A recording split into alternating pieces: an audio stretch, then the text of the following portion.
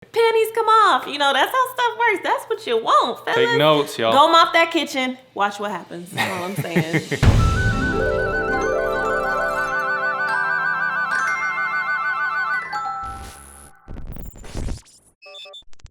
Welcome to the Love Seat. I'm Cameron Hamilton. And I'm Lauren Speed Hamilton. And in the Love Seat, we talk about everything love, sex, dating, and relationships. So come on and take a seat. And today we're going to talk about love languages. Okay, so I know that you've heard that term.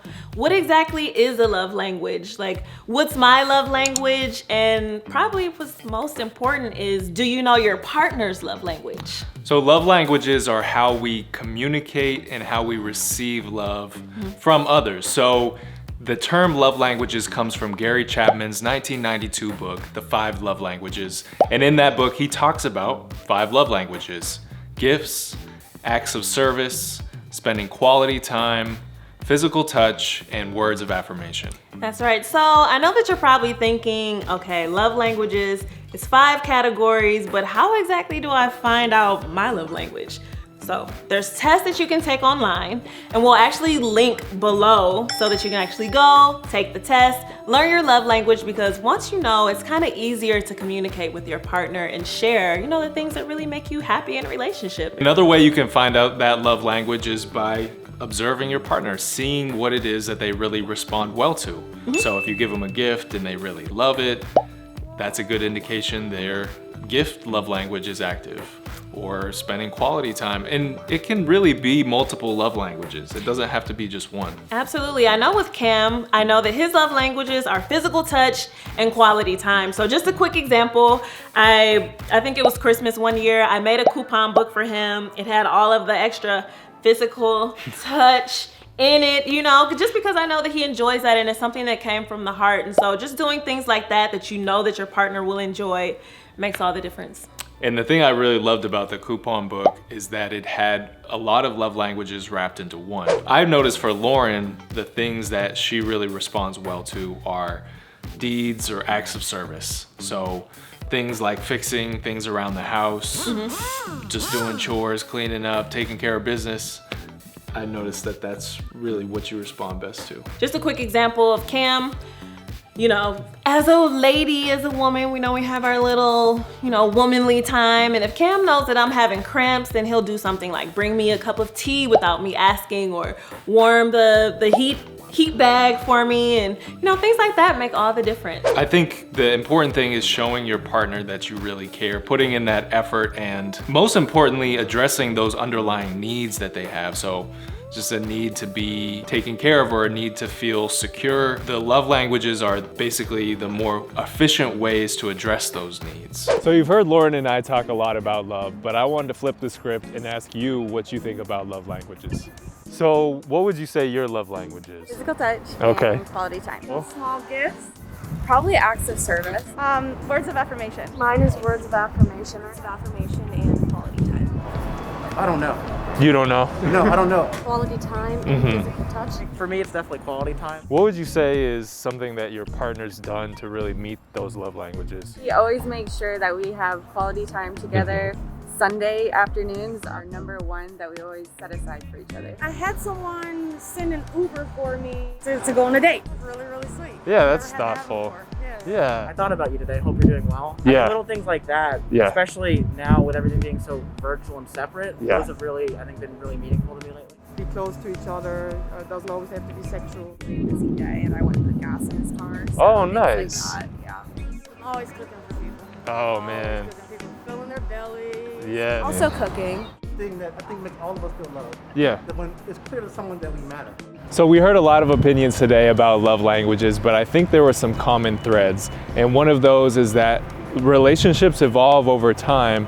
So it's really important to talk to your partner, communicate your needs to them, receive their needs when they tell you what they need, and just keep that dialogue going. All right, so now it's time for our next segment, which we call the Love Line. And this is where we take the questions that you guys actually submitted to us online and answer them for you right here, right now, in the flesh. So let's jump get to into it. it. Let's get into these love language questions. So All right, so the first question we have is, What should I do if my partner does not catch on to my love language? So what do you think? You know what? I feel like if you feel like your partner is not understanding your love language, it's always good to just make suggestions. You know, if you're someone who enjoys quality time, why don't you say, hey babe, you know, why don't we just kind of, instead of hanging out with the friends this weekend, well, nobody's really doing that because of COVID, but you know, instead of just going out and being whatever, not spending quality time together, do something like, hey, why don't we make dinner at home? Or why don't we have a movie night where we're sitting on the couch and enjoying each other? So kind of give them a little rope, you know, to kind of pull them in so that they actually understand, like, okay. And then if you do that enough, then they'll be like, okay, so I'm realizing that they really like when we're kind of just us chilling. And then they'll, you know, they'll pick up. But it is something that, you know, you do need to do, because we can't assume that our partner can read our minds. Say that again, okay? We really can't. You know, in our minds, it might seem so obvious to us, but for the other person, it might not seem that way. You want to come from a place of like, hey, this is how I'm feeling. You know, can we find some way to accommodate that, right? Yeah. Absolutely. Communication is always key. Language, getting, you know, talking, communication. We're getting somewhere. What are some examples of how we can speak each of these love languages? You know, just noticing if your partner needs something, or, you know, if you know that they always clean up every Saturday or something like that. Why don't you wake up a little bit early on a Saturday, beat them to it, so when they come downstairs, they're like, oh my God, honey, you mopped the kitchen?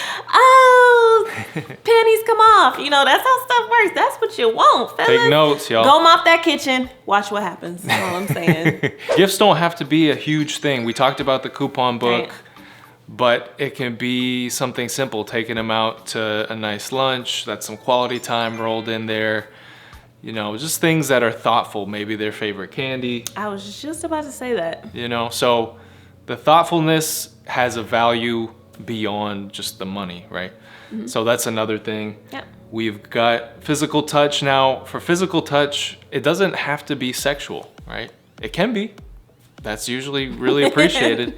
But it doesn't need to be sexual. It can be, you know, hugs, kisses, just an embrace. Because sensual doesn't always have to mean sex. You know, like you said, it could be cuddling, it could be caressing your partner's hair, you know, picking a booger out of their nose. It's the little things, you know? Absolutely. It really show that you care, babe. Just checking. Words of affirmation. So words of affirmation, the big thing with that is partners often forget how much that can mean to your partner. You might think that, like, hey, I tell them all the time that I love them or I appreciate them. It never hurts to say it again, you know? Yeah, I feel just like let them know. Especially when people have been in a relationship for so long, you know, maybe you've been with your partner for over a year or a couple years, and after a while you're just like, oh, it's just Sally again wearing that same damn robe. I'm tired of seeing a robe. But it's like, you know, maybe it makes Sally feel good when you like, damn baby, you are wearing that robe. I know you wear it every day, but every day it's like something new, you know. Little stuff like that. Like, people like to feel good, of course, about themselves, but your partner is, you know, one of the people in your life that's closest to you, that if they're like, you know, hyping you up, it makes you feel good. So like you said, tell your partner, be extra with it. Tell them that they look good. You love their shoes, their hair. When they come in, when they wake up in the morning, you roll over like, damn, baby, you woke up like that? That's not fair to the rest of the world. You know, stuff like that makes all the difference. And being specific is important too. Talking about, you know, it really meant a lot to me when you helped me finish that project that I had to do. Or, you know, I'm so glad I have you as a partner going through these tough times of trying to keep the house in order. You know, just the more specifics, the better, because that's how it comes off as being more sincere. That's true. So something to keep in mind. If you guys have any other questions that you guys would like us to answer in the future, you can always write them down below in the comments, or also, you know, look out on social media for us posting up those question boxes so that we can answer your question on the next episode. So thank you so much for joining us, Chantal. We're really excited to talk to you, and thank you for making the time. Me too. Thank you for having me. I am thrilled to be here. Me and Cam, we've given our kind of take on things, but of course, it's always great to talk to a professional. So we're excited to ask you a couple questions, just so we can share some more knowledge with our viewers. What, in your perspective, is the most effective way to learn what your partner's needs are? Well, there's a couple of ways. I mean, the good old-fashioned way is to ask your partner what they may need. And believe it or not, I hear a lot from clients, well, my partner should know. They see me struggling with this. They should know. And so over the years, I've really learned that it really feels vulnerable to ask for what you need. To say, I'm struggling in this way, and especially when it's not apparent to your partner. And so one of the things you definitely want to do is just to say, here's where I am right now, and here's what I could use. And it would make me feel so good if you were able to do X. That's great. That's a great way to phrase it. Actually kind of like takes me into our next question, because it's like, how do you communicate with your partner when they're not really, doing what they're supposed to do? How do you say it in a way? I mean, I know that you just kind of offered, telling them like a little bit of a framework. Yeah.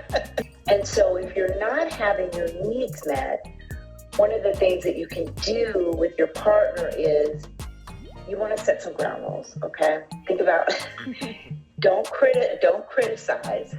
Okay, so because I'll have clients who will say, you never, I always, and that sets your partner up. They're already, back against the wall. Yeah. And so I want you to think about saying something like, there are all these things that you do so well. Or here's where, you're really meeting my needs. And so your partner already is feeling like they're doing something right. You almost have to put like a little salt with your sugar, I'm sorry, a little sugar with your salt. Like you said, saying it in a way that's warm. Remember to use I feel. Don't speak for your partner. And for example, that means like, I know you don't really want to do this. But this is what I need. I think I'm guilty of doing that a lot. I'm always throwing out the disclaimer, like, I know you don't want to do this, but Cam's nodding like, yes, she do. It's true. Well, there are a lot of times that you do say that where I don't, what it is, I don't mind doing it. Yeah. It's like I'm putting that on the situation. It's not even him. It's me, Isn't that interesting? Yeah. Because it's vulnerable. That's a space. It feels vulnerable to ask for what we need. So I know you don't want to do this. And so we go there. So we've been talking a lot about love languages. I think one that sticks out to me. Yeah. The question is, if you have a partner that expresses their love language in one way and you have a different love language that you prefer to receive, like let's say they like to do deeds, you prefer words of affirmation. Is there a best way to sort of reconcile this? I can say it in one word. Willingness. When you look at couples who have been together 30, 40 years, what they see is there's a willingness to meet their partner's needs, and they don't feel fundamentally put upon, like, I don't want to even do this, but I'm going to do this because she wants me to. That kind of thing. They do it because they know it makes their partner feel good, and so they feel good. So I don't want you to worry that you have different love languages. That's okay. Right. It's a delivery system. So I always think of it as like it's the FedEx, but you don't know what's inside the package. So that's where knowing what your partner needs is so important. So, man, I feel like I've learned so much just in this little short session, man. That was great. And thank you so much for joining us and sharing your expertise. I would love if anybody wants to learn more, they can go to becomeoneagain.com. I have a couples program there, but they're welcome to take the quiz for free. Thank you again. We appreciate you, and we definitely need to have you back soon. Yes, very soon. I would absolutely love that. So thank you again to Chantal for coming on the show and talking to us about love languages. She had a lot of great information. Thank you so much for joining us on today's episode of The Love Seat. We did it, Jones. We did it, Joe. It was a big milestone, and was. we're so happy that you joined us. Don't forget, once you guys take your love language quizzes, comment down below. Let us know what your love language is. And also, you know, if you figured out your partners, how's it going? Have you noticed some progress in your relationship since discovering your love languages? We want to hear it. Also, don't forget, if you have questions that you would like us to, answer on the next episode, don't forget, you can leave questions below, or you can hit us up on social, which we'll have all that linked below. We will see you very, very soon, That's right here right. on the Love The Seat. Love Seat. Bye. See you Bye, guys y'all. next time.